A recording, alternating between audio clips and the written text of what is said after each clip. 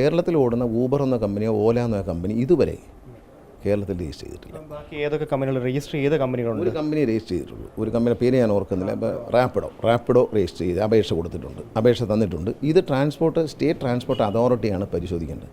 Transport commission അധ്യക്ഷമായിട്ടുള്ള state transport authority meeting അടുത്ത ദിവസം ഉണ്ടായിരുന്നു. അതുവരെ അപേക്ഷ കിട്ടിയിട്ടില്ല. ഇത് ഒരു കമ്പനിയുടെ കിട്ടിയിട്ടുള്ളൂ. കമ്പനിയുടെ കിട്ടിക്കഴിഞ്ഞാൽ ഈ പോളിസി അനുസരിച്ച് ഇവർ ഈ ആപ്ലിക്കേഷനിൽ എല്ലാ കാര്യങ്ങളും ഉണ്ടെങ്കിൽ അത് കൊടുക്കാൻ ഒരു തടസ്സവുമില്ല, കൊടുക്കും. ഏറ്റവും കൂടുതൽ തൊഴിലാളികൾ ഉപയോഗിച്ച് വരുന്ന ഒരു ആപ്ലിക്കേഷൻ സംവിധാനമാണ് യൂബറും ഓലയും. പക്ഷേ ഇത് കേരളത്തിൽ ഇപ്പോൾ നിയമവിരുദ്ധമാണ്. കാരണം ഇല്ലീഗലാണ്. ഓലയും ഈ ഊബറും കേരളത്തിൽ രജിസ്റ്റർ ചെയ്തിട്ടില്ല. അവർ ആപ്പ് കൊടുക്കുന്നുണ്ട്. ആപ്പ് എടുത്ത് വെച്ച് ആരൊക്കെ ഡൗൺലോഡ് ചെയ്യുന്നുണ്ട്, ആരൊക്കെ വണ്ടി ഓടിക്കുന്നുണ്ട്. അത് ഊബർ ചെയ്യുന്നതും തെറ്റാണ്. ഇനി ഞങ്ങൾ തടയും.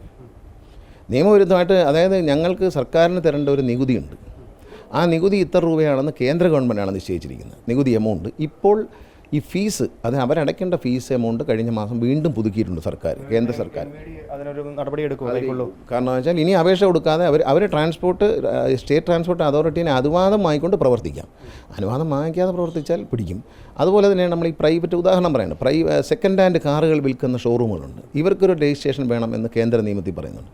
അത് കേരളത്തിൽ ഏർപ്പെടുത്തി ആ രജിസ്റ്റർ ചെയ്തവർക്ക് മാത്രം വണ്ടി വിൽക്കാം, അല്ലാത്തവരെ പിടിക്കും.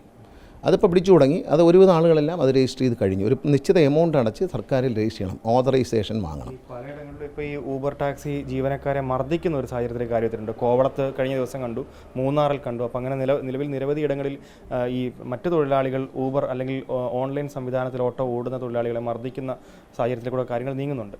അല്ല, അങ്ങനെ മർദ്ദിക്കാനൊന്നും പാടില്ല. അത് ചട്ടംവിധരമാണ്. അത് പാടില്ല. അത് അനുവദിക്കാൻ ഗവൺമെൻറ്റിന് കഴിയുന്ന ലോ ആൻഡ് ഓർഡർ ഇഷ്യൂ ആണ്. ഞാൻ പറഞ്ഞത് ഇതിൻ്റെ യഥാർത്ഥ നിയമമാണ്. ഞാൻ പറഞ്ഞത് ഇപ്പോഴെന്താണ് സിറ്റുവേഷൻ എന്നുള്ളൊരു മന്ത്രി എന്ന നിലയിൽ എൻ്റെ അറിവ് ഞാൻ പങ്കുവച്ചു എന്നുള്ളതേ ഉള്ളൂ. ഇപ്പോൾ എത്രയും പെട്ടെന്ന് ഊബറും ഓലയെല്ലാം അപേക്ഷ കൊടുക്കാൻ ഞങ്ങൾ തയ്യാറാണ്. കാരണം ഗവൺമെൻറ് പോളിസി തീരുമാനിക്കണമെന്ന് കേന്ദ്ര ഗവൺമെൻറ് പറഞ്ഞു, കോടതി പറഞ്ഞു. ഞങ്ങളത് റെഡിയാണ്. ഞങ്ങൾ പോളിസി തീരുമാനിച്ചു, ഫീസെല്ലാം തീരുമാനിച്ചു. ഇനി അവർ അപേക്ഷ കൊടുക്കണം. അവർ സ്റ്റേറ്റ് ട്രാൻസ്പോർട്ട് അതോറിറ്റിയിൽ അപേക്ഷ കൊടുത്ത് സ്റ്റേറ്റ് ട്രാൻസ്പോർട്ട് അതോറിറ്റി ഇത് പാസ്സാക്കുമെന്ന് വെച്ചാൽ അവർ പരിശോധിക്കും. ഈ പറയുന്ന പോളിസിയിൽ പറയുന്ന, നിയമത്തിൽ പറയുന്ന കാര്യങ്ങളെല്ലാം ഇത് സാറ്റിസ്ഫൈ ചെയ്യുന്നുണ്ടോ നോക്കിയിട്ട്. ആ നിയമവിരുദ്ധം തന്നെയാണ്. ഇപ്പോൾ പ്രസൻ്റ്ലി എന്നോട് ചോദിച്ചാൽ നിയമവിരുദ്ധമാണ്. ഒരു ടീം അപേക്ഷ തന്നിട്ടുണ്ട്. ഇത് ഇവർ ഊബർ മാത്രമല്ല, എനിബഡി ആർക്ക് വേണമെങ്കിലും ഇതുപോലൊരു കമ്പനി രൂപീകരിച്ചുകൊണ്ട് ആപ്പുമായി വന്നിട്ട് അത്രയധികം വണ്ടികൾ അവർ പ്രൊവൈഡ്. സവാരി ആപ്പും രജിസ്റ്റർ ചെയ്തിട്ടില്ല.